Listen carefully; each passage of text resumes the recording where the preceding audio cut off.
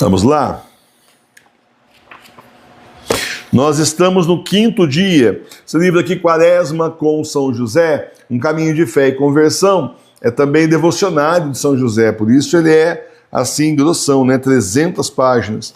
E nós estamos na página 19, 5º dia, São José, esposo da Virgem Maria. Em nome do Pai, e do Filho e do Espírito Santo. Amém. São José foi escolhido para ser o esposo da Santíssima Virgem, um chamado único e extraordinário. Ele viveu seu matrimônio em pureza, fidelidade e profundo amor, tornando-se o modelo de esposo e pai. Disse São Bernardo de Claraval: São José se entregou totalmente ao serviço de Jesus e de Maria, cumprindo com fidelidade e humildade todos os desígnios divinos. Reflexão: o casamento de São José e Maria é um exemplo de união construída na confiança mútua e no serviço a Deus. Eles colocaram o plano divino acima deles próprios, ensinando-nos que o amor verdadeiro é uma entrega generosa e pura. Meus irmãos e minhas irmãs, isso é o que tem que ser todos os casamentos. Porque o primeiro mandamento disse amar a Deus sobre todas as coisas, nos ensina isso. É para amar a Deus sobre todas as coisas, não é para deixar Deus no último lugar da nossa vida. Primeiro o casamento, primeiro o meu trabalho, primeiro minha diversão, primeiro minha família, primeiro meu hobby, primeiro o descanso, que ninguém é de ferro, enfim. E tudo isso antes do Senhor, é o contrário.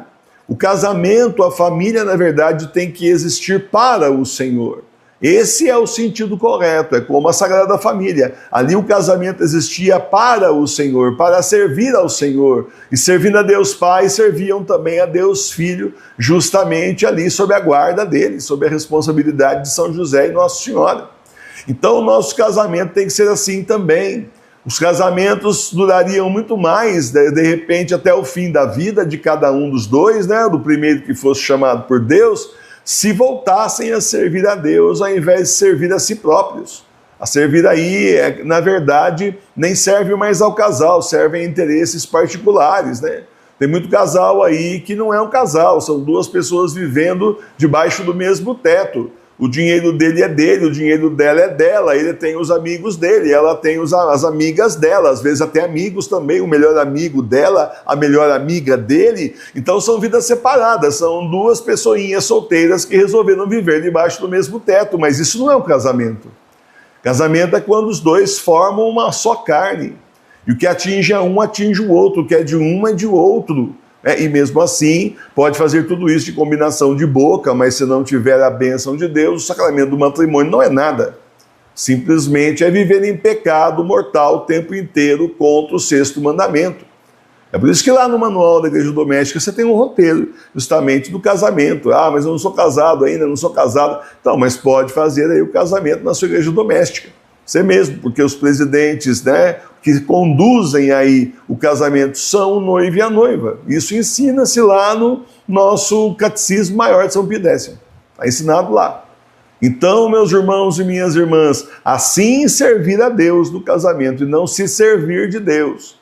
Eu quero do bom e do melhor e vou pedir ao Senhor quando está me faltando, quando eu não estou conseguindo o bom e o melhor. Está mais ou menos, está bom, mas eu queria o muito bom. Pode ser o mais que bom, o mais que muito bom, enfim, já entendeu.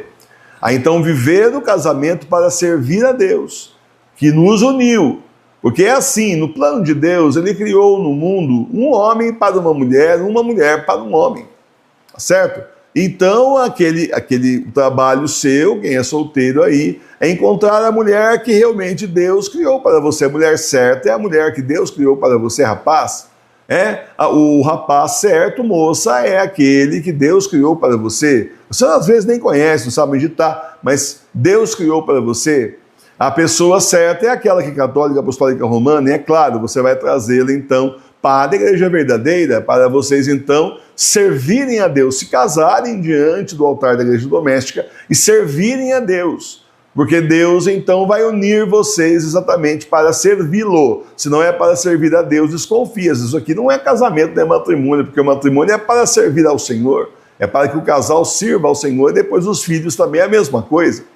Os filhos, a gente sabe que o mundo está de olho neles com as garras terríveis em cima deles. Mas o casal, pelo menos, tem que ser centrado, né? O casal tem que fazer uma escolha adulta de fé, de servir a Deus no casamento. O exemplo está aqui, exemplo justamente de São José e Nossa Senhora, Maria Santíssima, de como deve ser o casamento. Eles serviam a Deus. Eles serviram a Deus enquanto na terra estiveram. E serviram a Deus, como eu falei, no céu e na terra também, porque afinal, o filho que estava ali sob a guarda deles era simplesmente o Filho de Deus. Então, importantíssimo, olha a responsabilidade, né? E daí o Senhor diz para nós, crescei-vos e multiplicai-vos. Tem gente aí que fala assim, eu quero casar, mas não quero ter filhos, então você não vai casar. Porque o Senhor diz, crescei-vos e multiplicai-vos. O Senhor não... Se é para você ser estéril, aí o Senhor fez assim. E tanta gente perde a graça e consegue ter filhos depois, né? Passa anos rezando aí e fazendo promessa e consegue ter filhos. Isso é ao longo da história da nossa igreja. Tem diversos casos assim de santos e santas que os pais eram estéreis, não tinham filhos, fizeram promessa à Nossa Senhora, ao Senhor, e de repente tiveram aí, demorou, mas teve um filho santo, uma filha santa, né? Tem casos assim, né? Então, se não é para ter filho, não adianta casar, né? É justamente crescei-vos e multiplicai-vos. Ah, professor, mas qual é a chance hoje de um filho dar certo, continuar na igreja? Não sei, gente, mas você deu a chance. Seu Senhor tem o plano de você ter um filho, uma filha, 1, 2, 3. Você vai ter e vai criar na lei de Deus. Depois a escolha deles, lava a mão e fala, minha parte eu fiz, eu simplesmente estou de consciência tranquila, eduquei na lei de Deus, fiz o melhor, tudo que eu pude eu fiz, e eu não estou falando materialmente, estou falando de educação, inclusive educação religiosa. E aí, daí para frente, a pessoinha escolhe o caminho que ela quiser e depois vai prestar conta se escolher errado. É assim como é conosco também. Mas a nossa parte a gente fez, tá certo? Atitude prática, reze hoje pelos casais que você conhece, especialmente os que enfrentam dificuldades. Faça um ato concreto de amor por alguém próximo a você. Oração final. Ó glorioso São José, pai adotivo de Jesus, esposo castíssimo da Virgem Maria, a vós recorremos neste tempo de graça, pedindo vossa poderosa intercessão. Com vosso coração humilde e justo, ensinai-nos a fazer sempre a vontade de Deus, mesmo nas provações e dificuldades.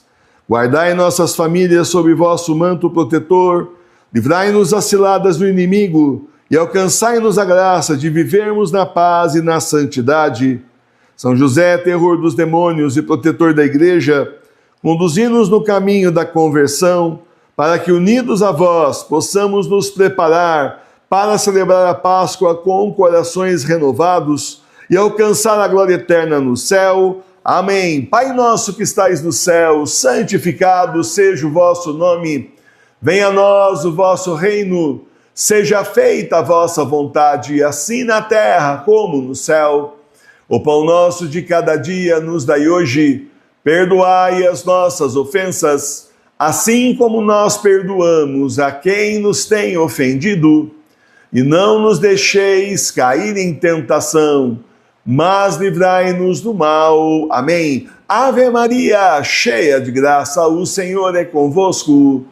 Bendita sois vós entre as mulheres, bendito é o fruto do vosso ventre, Jesus.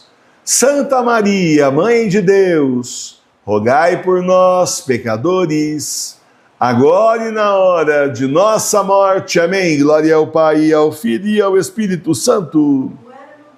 Agora e sempre. Amém. Em nome do Pai, e do Filho e do Espírito Santo. Amém.